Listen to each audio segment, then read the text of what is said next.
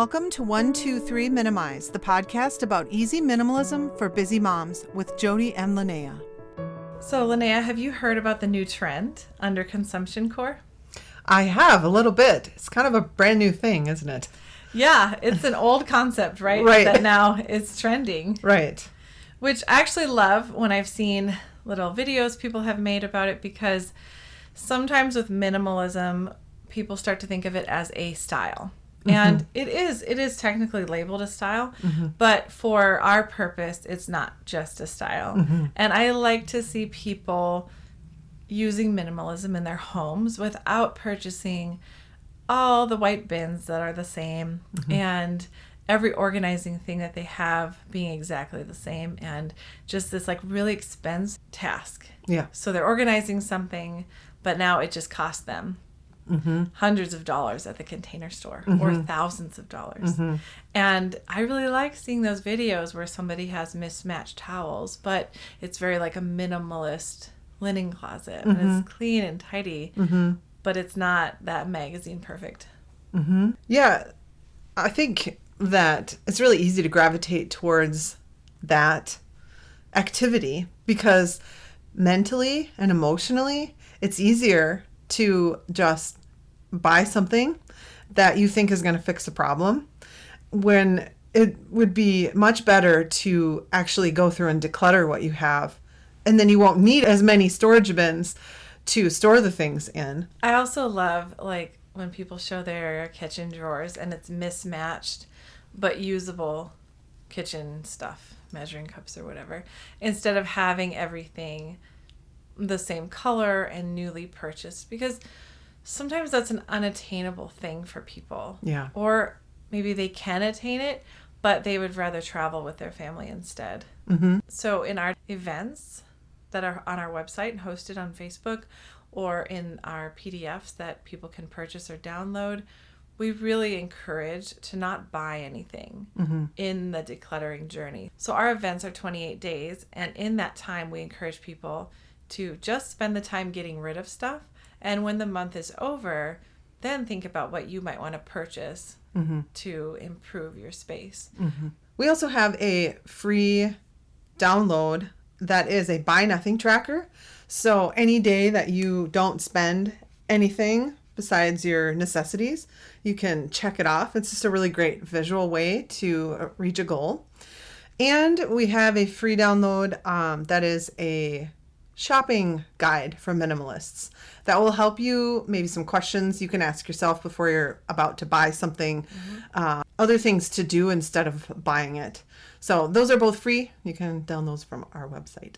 Yeah. So I'm personally glad that this trend is happening now, because it's actually such a relief to feel like you can be a minimalist but not have that perfect magazine type house, you know? So I'm enjoying the videos that I see online. Yeah. And a home that is not completely matched with everything, but is not cluttered, is still a very beautiful home. Yeah. Because, when you look at the room, you feel peaceful. And it's like a space that you want to be in. So I don't think we need to have everything perfectly matching all the time for it to be a beautiful home that you want to be in. Right. I think as moms, we are bombarded with marketing, with ads on our Facebook or other social media, with commercials, and stores even trying to sell us an easier life or a more organized life. And really going against that can be a bit exhausting, where maybe you're tired one day and you're like, oh, this cabinet is so messy, I'm going to buy organizers. Sometimes they work, but 9 times out of 10, at some point that organizer is broken or cracked or nobody's using it. And it's actually more frustrating in the end. Some things do work. I mean, sometimes you buy something and it's like, oh, that actually helped, and I will be using that for the next 10 years. Right. Yeah, I remember one year we homeschool, and one year I had said, okay, I'm over this mess of school supplies. So I got all these great organizational things, and I loved it. It was great. The crayons in one spot, the color pencils in one spot, everything was compartmentalized. We had everything. It was just perfect, but we had a lot of different things. Well, my kids were not that old. So do you think they put the colored pencils back in this one and the crayons in this one and Yeah. No way. It just all got dumped back and mixed in. And so I was like, what did I do all that for? I ended up not even using it. I just got one big bin that had a lid and they just put everything in there. I was like, this is so much easier. Yeah. So, and I even tried that whole thing with Legos too, like sorting by color or Me whatever. too. Oh man, no way. It's gorgeous the first time. No. It's like, wow, look at this. We are always going to use this. No, you're not. I mean, Legos are hard enough. Yeah. Picking up Legos are hard enough. Right. I mean, if you can keep that up, Yeah. send us a picture. We would love to see it. Right. Well, and I think the answer, for us was that was my kids' stuff. Really, they were Yeah. using it. So I needed to find a system that was going to work for them because otherwise I had to do it every day at the end of the day. And that was just frustrating. Right. So when it's my own stuff, I can do that. I can sort my clothes by color in the closet and that brings me joy. Yep. I can keep it up, but I'm not going to ask my kids to do that. Right. Oh, one of my kids actually would. Totally. She loves that. Yeah. But probably not my boys. Right. So what I love about this Underconsumption Core, which, it's a trendy name, but really it's always existed in somebody's home. I could even say that people 2 generations ago lived like this naturally. Just in seeing my grandparents' houses and stuff, I thought they just have less stuff. The next generation, I feel like my parents, that generation has more stuff. Like we grew up with more stuff. I think that's when it really kind of changed. But so Underconsumption Core is trendy, but it's really always been around. It's not a new invention of any kind. But it does kind of release you from that consumerism marketing cycle where you're just, I've said it many times, where you're just trading your time for money, your money for stuff, and then your time to clean and maintain the stuff. And the cycle just continues and continues as you're trying to get your house exactly how you want it, or maybe it's an emotional thing, shopping, trying to buy peace in your home or give yourself that little dopamine hit that we all feel sometimes with shopping of this is going to be fresh, this is going to be new, this is going to fix my problems. It kind of releases you a little bit as you see it more in social media and stuff of like, oh, that's perfectly acceptable. I'm not the only one trying to do this. And that can help your financial situation as well as reduce the amount of stuff coming into your home. And then you have to declutter. Stuff comes in, it goes out, it comes in. You're never quite done with it. And so it can kind of slow that down. Can you just stop consuming? Not really. I think that's why it's called underconsumption. Your kids are going to grow. You're going to need different clothes. Everything changes all the time. But it just slows it down a little bit, which makes it more mindful, which I think is great. Yeah, it's really hard not to be affected by things that we see on Instagram, that Instagram perfect house and things like that. We're affected by it when we don't even realize. Yeah. Even when we're just kind of mindlessly scrolling, but you see successful looking women or successful looking moms with these perfect homes and matching white everything. And it looks beautiful, to a point, but it's just nice that there are more posts out there now about this topic that can help normalize, because what percentage of the population actually has those kinds of perfect Instagram, perfect moms, homes. Like most of us don't. No. And so it's like a fake image of reality, so to speak. So I really love that this is becoming popular. Me too. So here are 4 tips of ways that you could start practicing Underconsumption Core. So mindful purchasing. So thinking about things before you buy them. Don't just mindlessly buy things. Avoid the impulse buys. Avoid the quick purchases in your Amazon cart. We do have some tips on this. Like I said, we have that free downloadable PDF that's about shopping. That can give you some tips. But some additional tips would be regarding your Amazon cart. You could put stuff in there and choose one day a week that you come back and look at it. That way you're not just buying whenever, but you have more time to think about it and see if it actually fits in your budget. See if it's still something you want later on, because maybe it was just something that you were excited about in the moment. You could do grocery pickup instead of shopping in the store to avoid impulse buying. You can ask yourself questions when you're buying. Where am I going to keep this? And how much of my time and energy will it take to maintain and clean this item? Things like that will help you to be more mindful in your purchasing. So the next thing would be to set limits for yourself and for your family. So, setting boundaries of the amount of things that you allow to come into your home. So this could kind of be in tandem with your budget. Maybe you and your partner could look at the budget and set an amount each month for non-essentials and find ways to always stick within those limits, whether it be buying things secondhand. Maybe you join a buy nothing group and find things for free on there. There are so many things you can do to cut back on the spending that will help you to, fit within limits that you set. Next would be practicing gratitude. And this really, I feel, goes a lot in tandem with what I was saying earlier about scrolling on Instagram. It is so easy to mindlessly scroll on Instagram and be affected by what you're seeing without realizing it. But something you can do intentionally that would help yourself is to either start and end your day, a couple of minutes, write down 5 things that you're thankful for. And if you're really trying to focus on this topic for yourself, then maybe you can either have a separate list or just really focus on the material things that you like, or your home, like thinking about the things in your home that you are thankful for. And that will really help you to change your own perspective on what you already have and not be so eager to always have more stuff. Lastly, you can involve your kids and your family.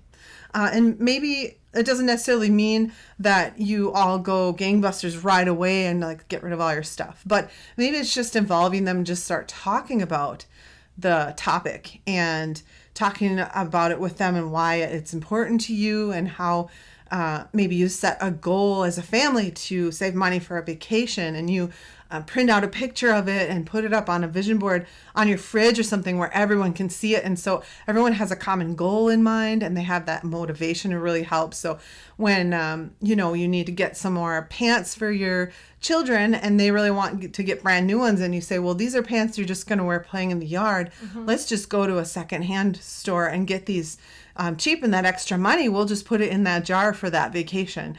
And things like that will really help everyone to be on board. You can really accomplish goals together.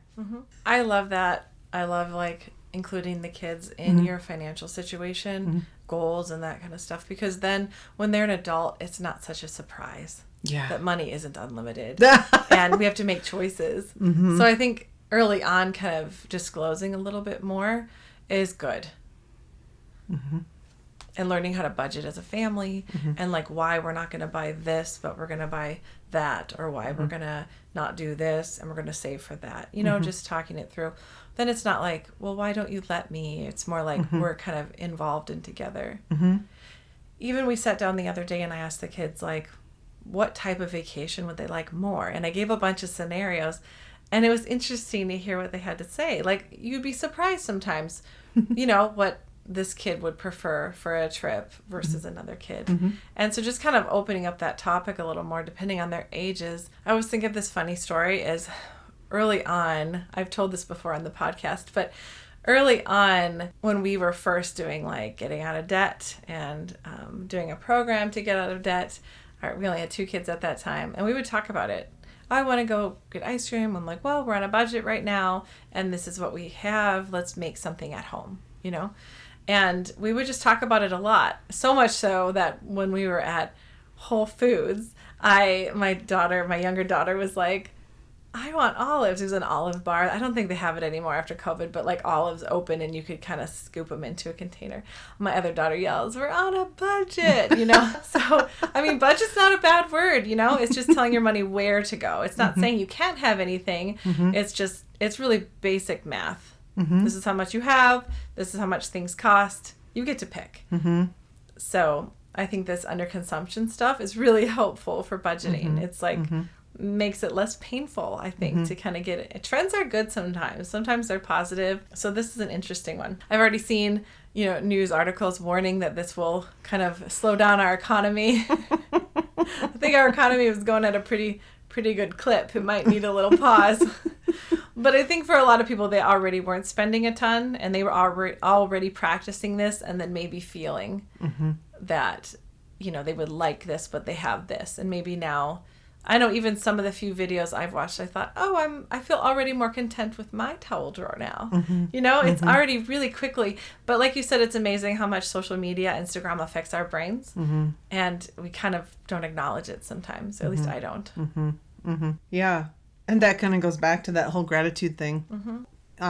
Well, as you know, but in case you're listening to this and you don't know, my family of 6, we live in an RV. It's a 36-foot travel trailer, and we've been in there for 3 years now. And whenever people ask me if my kids are happy, if they want to keep traveling or if they want to settle down and get in a house, totally, all of them right now would just like chant house. Yeah. And it's just really, I believe that it's like novel. Yeah. Like all the things we sacrificed to live in the trailer, that we've been going without. Even I am. Like, there's stuff that I don't have in the trailer, like a really good office space. I would love that. But I just know if we were to move into a house right now, 9 months after, we'd be all used to it. We'd be like, and then we'd start thinking about all the things that we miss about being able to travel. And I just know that everyone would start listing, I miss this. I miss that.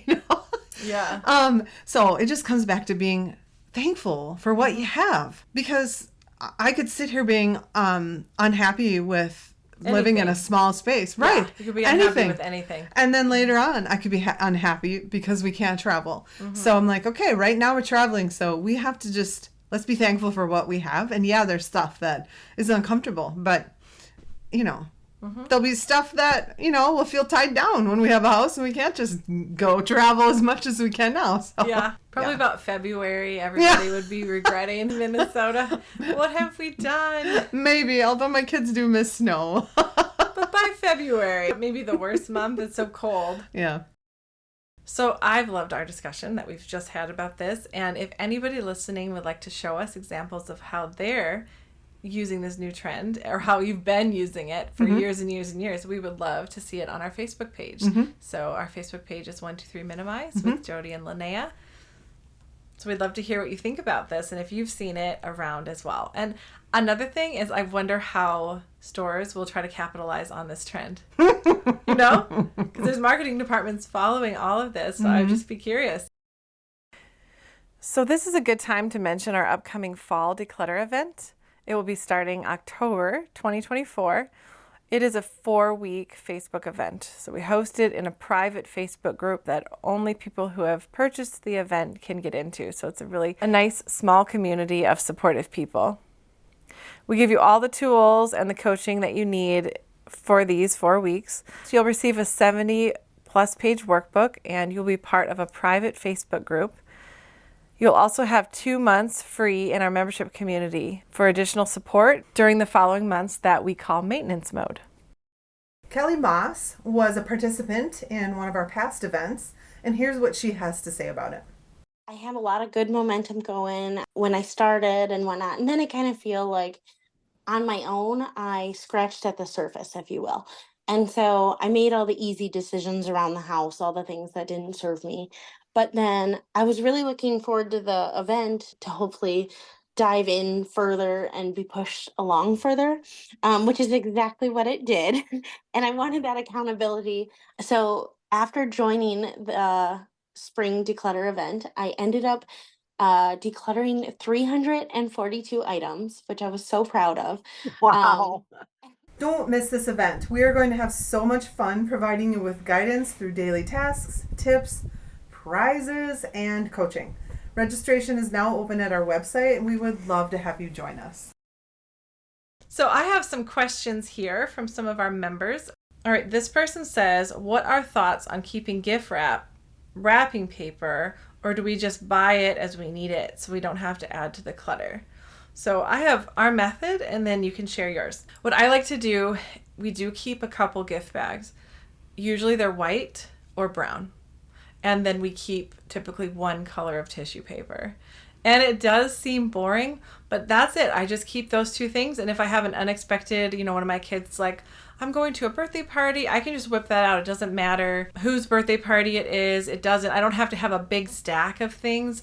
And that's pretty much it. That's what we do. And I also keep blank cards so I can write whatever I want on them without, sometimes I might go to the store and specifically buy a card for a specific person, but I keep this back stock for those times. People don't sometimes, but I have found that I've been more surprised by the instance of needing this stuff, that I want to be a little bit prepared. Mm-hmm. So what do you guys do? Yeah.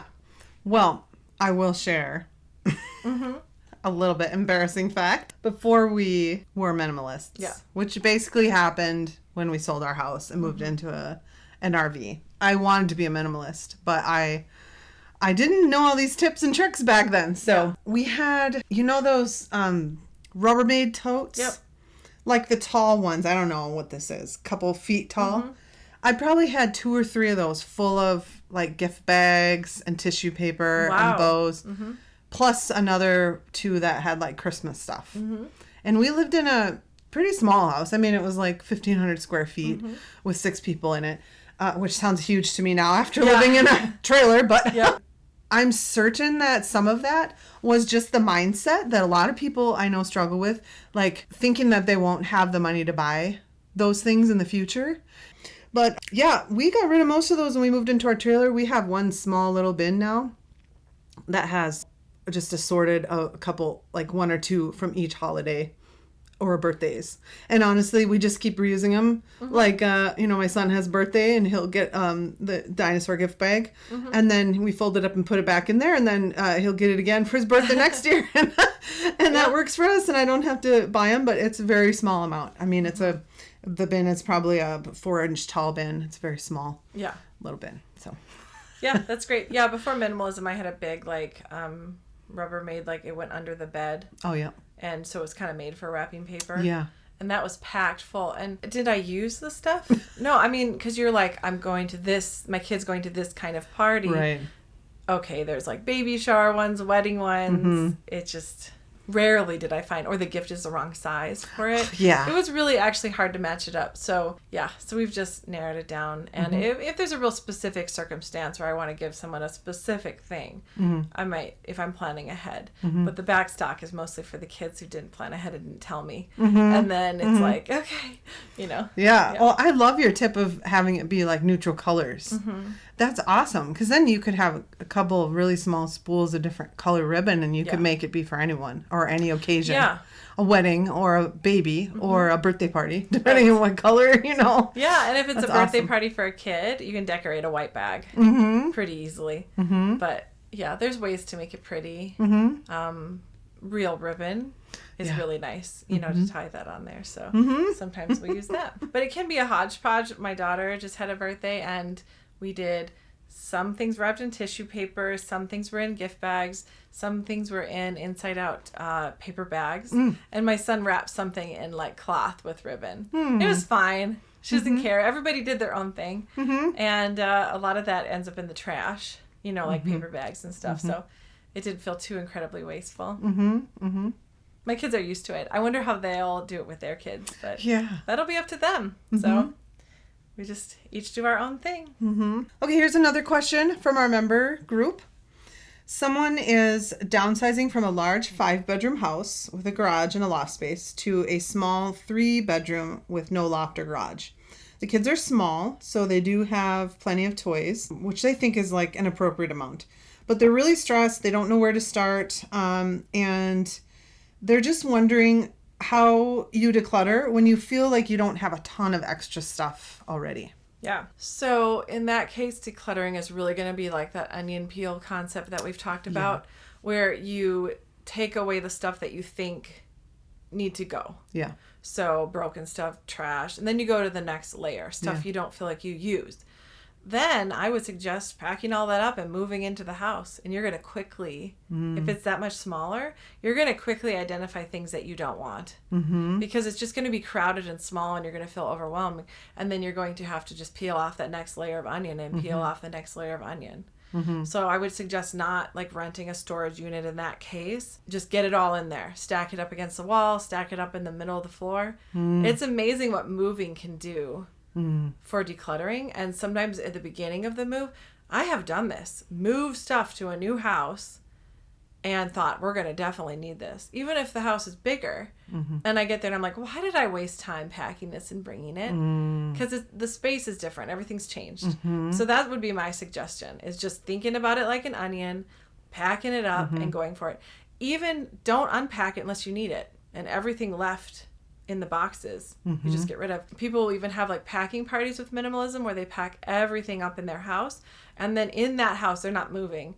They're only going to take out the stuff they're using. And at the end of a month or something, anything left in the boxes goes. Interesting. I've never heard of that before. Yeah. Wow. Interesting.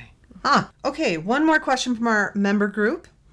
Someone is asking if anyone is prepping. They're saying that might kind of sound anti-minimalism, but they are wanting to start prepping with the cost of food. But they're having conflicting feelings. They're feeling like, is this weird? I'm trying to be a minimalist, but here I'm wanting to store extra food. And what advice do you have about minimalist prepping? Well, I think we did a podcast early on just on this topic. So if people are interested in that, they could scroll down and find that one as well. Well, one tip I have is don't buy anything that you wouldn't normally eat. Yeah. Because you'll probably end up in the trash in 20 years. Like, I'm serious, right? So if you're not ever going to eat it, like if it's not in your rotation, I wouldn't store it up. Like maybe big food kits you can buy and it's full of stuff you wouldn't normally eat. Because you are going to have to rotate that stuff. You're going to have to keep it fresh. So at some point, you're going to have to eat it. I think there was an episode of The Office where like Dwight had all this prepping stuff and it came a certain time and he had to eat it to replenish his stock. So he was just sitting there eating like a giant can of peaches or something, because that's what's going to happen if it's not in rotation. So store stuff that you normally use. I mean, it is recommended that we have some kind of food, water, heat source, flashlights on hand. That's not crazy. It's really, and depending on where you're living, they're hoping that you do that to help take care of yourself if there was some kind of a disaster, tornadoes, hurricanes, earthquake, right? So buy stuff that you're normally going to eat, write dates on it pretty clearly or keep a list and keep it in rotation so you don't have to throw it away. So that's probably my biggest thing. If you're going to use it, great. I love that. Those are great tips. Do you guys keep extra food in the travel trailer? We have had a small stash that we've kept, of course, all totally pantry, related items. We don't always accomplish that, just as we're moving around and sometimes we're kind of somewhere remote and we end up eating it up and then... Great. I mean, because you needed it, right? Right. So it served its purpose, literally. Yeah. Yeah. It's true. Yeah. But we try to always have some extra. We hope you enjoyed delving into this topic with us and found a few tips that might help you on your journey. We want to extend a heartfelt thank you to our amazing listeners for tuning in. Your support and curiosity are what keeps us going. For more tools and resources to help you on your journey toward a simpler life, visit our website, www.123minimize.com. If you found today's episode valuable, don't forget to subscribe to this podcast so you never miss an opportunity to explore new ideas and perspectives. And if you're inclined, leave us a review, which helps to spread the word to others who might enjoy the journey too. As always, feel free to connect with us on Facebook or Instagram to share your thoughts, suggestions, or just to say hi. Until next time, stay motivated. Take care.